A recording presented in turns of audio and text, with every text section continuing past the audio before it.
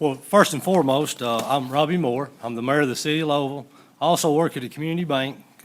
Commissioner Gonzalez questions that probably quite often, but no, Commissioner is a great friend of mine, and very honored to get to serve in a rural or distressed area of the state, because I think in the banking side, or if it's been the chairman of the local workforce board, which I've been very honored to for about the past 4 years, and served on it for over a 12, 13-year period. I believe in giving back, obviously, if that means anything. So first and foremost, I would like to thank Governor Haslam and Commissioner Boyd and all the commissioners for setting this up and giving attention. In my roughly 14 years of experience as being the mayor of the city of Louisville, and also too roughly 20 years as a community banker, this is one of the first times or the most focus I've seen on giving attention to the rural areas. You know, as the old saying goes, the rich get richer and unfortunately the poor get poorer. But that is something that I think is just great, and I'm very honored to get to play the role in it. The community leadership, the facilitator is Sterling Vandespry with the Department of Labor and Workforce Development. The RTF leader, Jamie Place, Department of Education. Of course, I'm the stakeholder leader as the mayor of the city of Louisville. And I'd like to thank all of our committee members, because what we did is it created a great, I'd call it a brainstorm type environment that we all explored a lot of different areas. And actually our group come up, and there was a lot of positive and negatives that was brought up. There's a lot of good stuff that's going on in the state. There's a lot of great state programs that are already in existence that maybe we're not utilizing to the max, or that we're not sharing the resources. So out of the 21 remedies we come up with, this was a great discussion and a lot of those. And was able to narrow it down to 4 key areas with trying to keep a focus on work ethic, collaboration, and alignment. And that is one thing that is from the private sector, and I keep hearing from the businesses. That is something that they're really concerned about the future. So we broke it down after taking this for our points of contact. And I would like to say a special thanks to Ms. Penny Thurman, Ann Thompson, Alan Pratt, Margaret Prater, for the points of contacts on these 4 committees that we come up with, sort of 4 subcommittees. And words cannot describe how much the Vanderbilt intern, Mr. Lane Carr, added to this. So we was able to pull together the resources, but the way we were able to limit it down from the 21 remedies or suggestions that we all come up with down to 4, we used a survey monkey to arrive at the priority, or what we felt was the priority for the 4. And one thing become very clear, that we do have a lot of positive game-changing programs already in existence, but in the rural area, and we have a lot of the rural area already thinking about outside the box, because they're very aware of, very stressed on resources, if it's human resources or if it's monetary resources, but they're already thinking outside the box. But unfortunately, they don't share these ideas maybe the way they can, or there's not the network that could be available. And this has nothing to do with the 4 remedies, but this is one suggestion that I would just have. You're going to go through and hear some great recommendations today. No question about it. There's already great programs in. But the way to get that back to the ground level, to the wheels on the road, my suggestion would be, if there's any way that you could take the 21 distressed counties, for sure, and be able to get their county court, their school boards, and their city boards together at some point to describe these programs, either what we roll out of this program here or what's already existing, much like today. Take 15, 20 minutes, and there's 1 of 2 ways. This is going to sound very rural, but to get these boards together, you either feed them or you pay them. And most of these people only make $100 to $200 per meeting. And if you give each county a scholarship or a grant, or however you want to word that, to get these people, that way you roll out the programs, and then they should be very representation. You know, most counties have, well, from each one of the little districts in their county to get these programs back, so it can affect the youth, it can affect the people. So that is just one, that's the Robby Moore suggestion on that. That has nothing to do with the reflection on the great works for our board, but I do think it's communication. If it's a personal relationship, business relationship, whatever else, communication's the key. And to get these programs back to the grassroots level, that would be one suggestion. So, as I mentioned, I do appreciate our great committee members, outstanding. The Education Workforce Committee, obviously, we did come up with a priority using the monkey survey, the survey monkey survey. Our action item number one was a rural educator network. And if you'll look, it's educators continue learning is vital to the improvement practice of students and outcome. Collaboration leaders to great satisfaction of teachers and better results for students. Rural teachers often feel isolated in their areas and grade behind instructors while facing many similar challenges. We discussed this quite a bit. What happens is you don't understand that a lot of other districts are going through the same trials and tribulations you are. If we had a way of sharing the network, and network and improving community and rural networks are taking hold across the country. One is the Ohio-Appalachian collaboration, and also, too, the North Carolina Rural Innovative Schools. And if we find some way to network these people, and the objective is the Rural Education Network seeks to connect rural educators from across the state with best practice, professional learning opportunities, resource sharing, and continuing improvements through the innovative online and in-person interaction. And you can read most of this for time's sake. I'm not going to just regurgitate everything that's on the slides. You will be provided with those. But basically what it is have a network where you would have a convening in the fall and then one in the spring or after the school system to start the school year off, and it's best practices. If it's banking or whatever else, I learn more from fellow bankers than I learn anywhere else. And if you've got these, especially 21 distressed counties, you would probably have to have some monetary, but if you had a couple-day seminars to give them all the resources that are out there, and then they create a network. The owner, the action owner would be the Tennessee Department of Education with the support of a steering committee. And this is sort of the way it breaks down. As I mentioned, the milestones. You will look to create a director's position in the fall of 2016, establish a steering committee in the fall of 2016, investment of stakeholders in the fall of 2016, develop an online platform the winter of 2016 for the sharing of these resources, and the first convening would be September of 2017. And it would, I think this could be very beneficial to getting the networking aspect. Action item number two is a modification of the 3-star. 3-star already carries existing credibilities. Ms. Jody's here. Her and her staff do a great job of pooling the resources of the communities, making sure that each community complies with that, but also, too, target work-based learning. I hear that all the time about work ethic and about the students not having, the employees not having the skill sets to do the job or actually the work ethic. And under the education and workforce category, identify existing fund sources that can be drawn down based on local industry match. We want everybody to have skin in the game. We want the state to have skin in the game. We want the local government bodies to have skin in the game. But we also want the industries to have skin in the game. And create an advisory committee to lead modifications targeting the distressed counties. So put more emphasis on the 3-star program and how it can assist. Obviously, the objective, support development of work-based learning opportunities for all students, educators, and industry section across Tennessee via the 3-star. The scope to incorporate work-based learning as part of one of the criteria of the 3-star program, and collect, that way each county can collect and share best practices and implement county mentorship opportunities. The owner would be the Tennessee Department of Economic Development, the 3-star program, and key stakeholders. Back to that, we all want everybody to have skin in the game. It's from education, workforce boards, and local elected officials. So that's sort of one of the modifications to that. Action item number 3, and I think this is no surprise to anybody, especially when we're dealing with education and workforce development, is the Rural Teachers Initiative. And it's almost like, put it in very layman's terms, in Perry County, using it for an example, but in these 21 distressed counties, we all have something very in common, and we have a great export.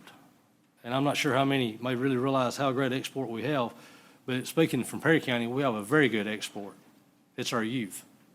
Well, unfortunately, the same principle sort of goes with the teachers, and to find some way to retain qualified teachers, which has more influence on the upcoming generation than anybody else. I mean, any survey you look at, the teachers, somebody's life was affected by a teacher. Mine was, and just about everybody in this room. has some positive deal. But it's so hard to recruit and retain teachers in these rural areas. And we know this is a major issue. Nationwide, rural districts face greater challenges in recruiting and retaining high-quality teachers than others, no question. In Tennessee, we've got roughly a little over 60,000, in the 21 distressed counties, 60,000 students. We've also got about a little over 4,000, 4,132, I think it is, 36 teachers in this. I mean, that makes up a great percentage. But also, too, they need the tools and resources and certifications to be at their best, and the school districts need this. The Growth, Recruit, and Retain Rural Teacher Initiative. This action item would create avenues for a 5-year period to establish pilot programs in the poorest rural counties in Tennessee to build up teachers in the workforce. The objective, develop a program to recruit, retain, grow teachers in the poorest rural counties in Tennessee. The scope to grow 5 districts will target 5 school districts to receive Grow Your Own Scholarship grants that will cover up to $32,000. And I'll explain later how this will break down. But in student loans to loans at Tennessee public colleges, universities, but the specify you have to make a 4-year commitment to return. I know this has been done in the medical field and others before about getting doctors to return to the rural area. Well, the same concept on the teacher side to make this happen.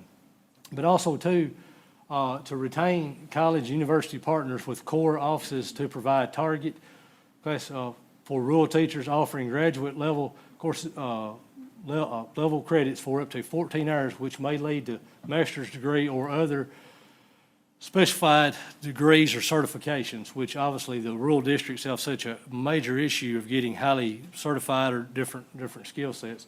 For the purpose of this presentation, we'll just focus on the growth portion. Under the matrix, the annual Tennessee Educator Survey subset of leaders in distressed counties, principal satisfactions with teachers, subsets of the leaders in distressed counties, and retention rates. Resources, this is what I was going to touch on. In terms of monetary policy, the cost would be $100,000 in the first 5 years, starting in fiscal year 19, with the possible expansion of districts or students based on the pilot program. The cost equates to $4,000 in tuition for 25 years. Students will also receive an additional $4,000 each year for the federal teach grants, equating to $8,000. That's where the $32,000 over the 4-year period comes in. The milestones would be to identify 5 districts for pilot-based for need assessments, work with the districts to identify 5 juniors for Grow Your Own scholarships, allow identify students opportunities to shadow teachers for 1 year. Students enroll in the 4-year state college or universities, and they sign an MOU, memorandum of understanding, committing to work in the rural districts for which they came. And action item number 4 would be recidivism. We were very blessed to have Bucky Rowland, Sheriff of Murray County, on this, and with the Workforce Board, I've been able to work with Sheriff Rowland on a program in Murray County that's already had success. But making an investment in rehabilitation helps inmates recognize their deficiencies, provides resources to overcome deficiencies and legal services, make considerations for inmates engaged in successful rehabilitation. Also provides opportunities to become a productive part of society, participate in the workforce, address labor shortages, which we do here, especially from the manual labor side, and contribute back to the economy. Be better parents, role models, and they contribute to their family needs, and we reduce this second generation. I don't care if it's in banking or whatever else, from social programs to whatever else, I see this repeat deal. It's so important to break this cycle and create safer communities. And putting a very personal note on it, I'm very blessed to be married to way outpunting my coverage. Needless to say, anybody that knows, including Commissioner Gonzalez. But my wife is very honored and humbled to serve as the General Sessions and Juvenile Judge for Perry County. And I get to hear this on a daily basis about, unfortunately, the same people that are coming before her, but also, too, that their kids. It becomes generational. And until we break that gap, then we're going to continue to have to have the same issues. And one way I want to point that out is you take these people from being tax drainers or tax users into taxpayers. And it creates a less of a demand, obviously, on the judicial system. It does create a safer environment for us all. But that is very, very important, so we felt.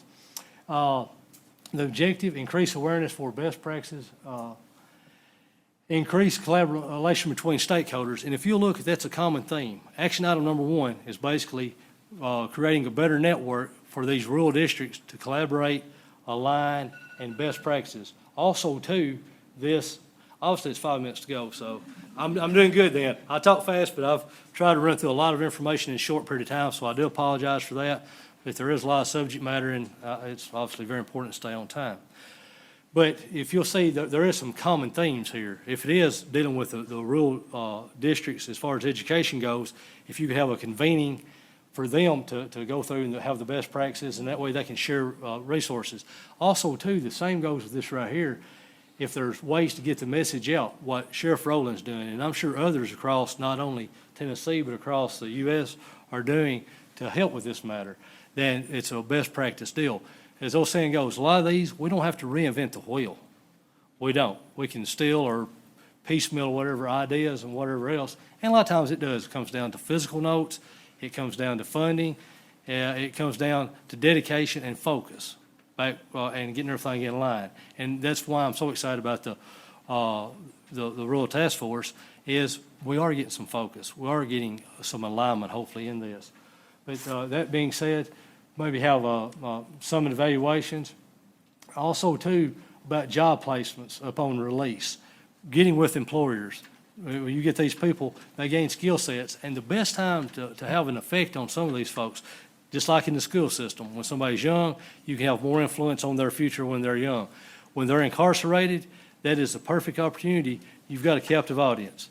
You can change their lives at that point, because if you provide them with the resources, and a lot of them just never have had, if it's home life or whatever else, had anybody show a level of interest in them.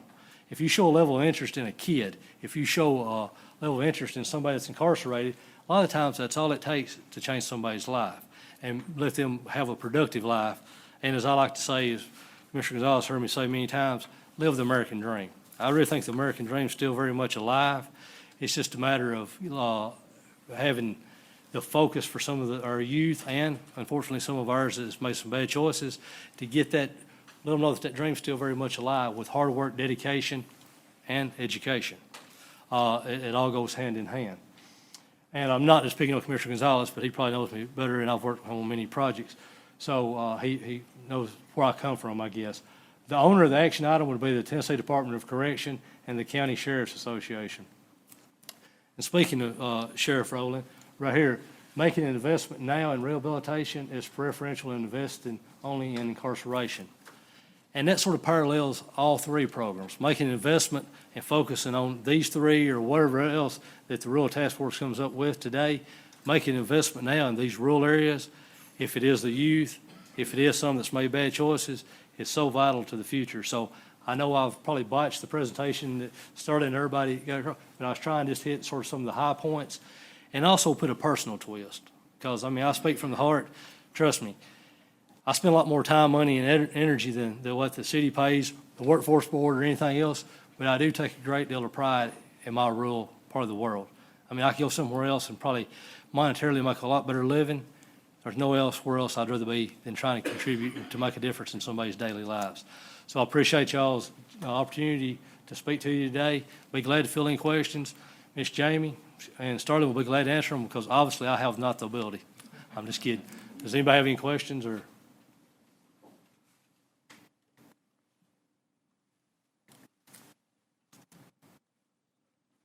okay, she hadn't run me off yet, so luckily I did stay within the time constraints. Thank you again.